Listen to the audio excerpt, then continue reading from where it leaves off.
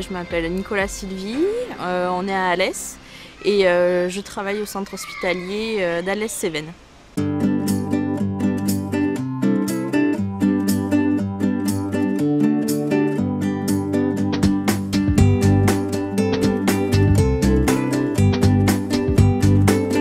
Je suis licenciée de l'UFR STAPS de Montpellier avec une licence en activité physique adaptée. Le but de l'activité, c'est d'adapter toutes les pratiques sportives à des personnes atteintes d'une déficience, qu'elles soient auditives, motrices ou intellectuelles, et aux personnes âgées. Voilà, très bien, stop. Maintenant, c'est un pied dans chaque cerceau.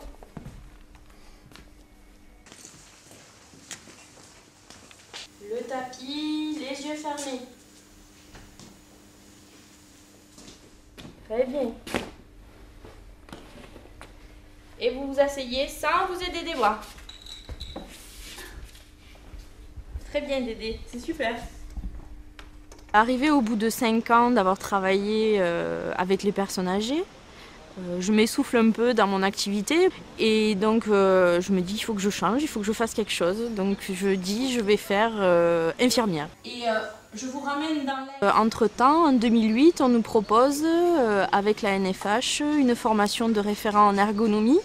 Et là vraiment on apprend tout ce qui est les bases de l'ergonomie, le travail prescrit, le travail réel, les analyses des postes de travail. Après, on a eu une formation du groupe de référents en ergonomie avec une coordinatrice du groupe où on a fait des actions au sein de l'hôpital.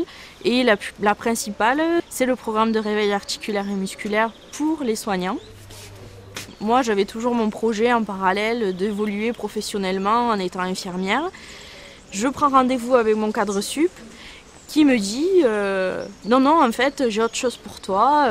On me propose la formation de chargé d'action en ergonomie. La NFH soutient cette formation-là. Est-ce que tu es d'accord? Tu as le fait de traverser la route pour réfléchir et tu donnes ta réponse.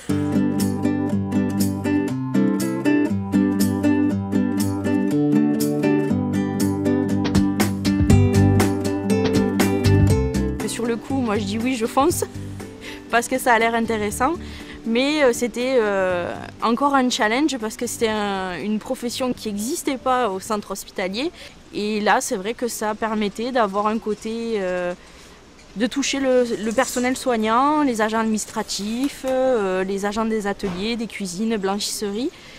Donc je trouvais que ça intéressant et avec encore plus d'enrichissement pour moi et aussi pour les autres. C'est la petite molette là qui va faire reculer et réincliner un peu l'assise. D'accord. Donc l'objectif, ça va être de suivre Madame Nicolas dans son parcours professionnel, Master 1, et ensuite de l'inscrire au plan de formation en Master 2 pour qu'elle puisse déboucher sur ce métier d'ergonome reconnu en tant que tel sur un grade de technicien supérieur hospitalier.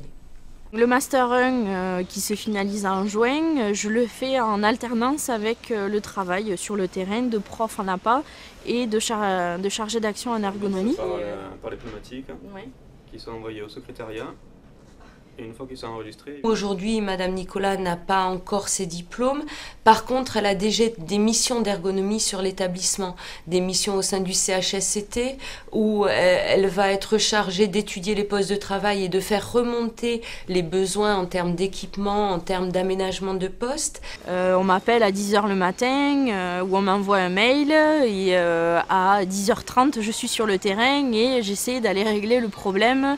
Et le fait simplement d'aller sur le terrain, d'aller les voir, ils se disent « Ah, il y a peut-être quelque chose qui va changer, il y a quand même quelqu'un enfin qui vient nous voir personnellement et qui nous écoute. » Alors pour l'établissement, je dirais que c'est ce qui change tout.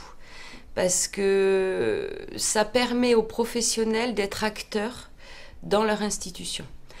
D'avoir la volonté d'avancer, de vouloir dynamiser l'institution parce qu'au-delà d'un professionnel, elle va créer une dynamique tout autour d'elle, Sylvie Nicolas.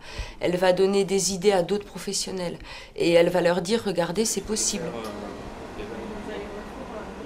Le partenariat avec la NFH nous permet d'être dans la construction, d'être dans le projet. Et ce que je dirais pour les établissements, ce qui est important, c'est ça. C'est le fait d'impulser une dynamique et après d'assurer un accompagnement et un suivi pour pas que cette dynamique retombe. Et donc pour nous, établissements, c'est vraiment un partenariat, je dirais aujourd'hui essentiel et très valorisant pour tout le monde. Et puis c'est enrichissant tant au niveau personnel qu'au niveau professionnel. C'est vrai que voilà, si il y avait à le refaire, je le referais volontiers.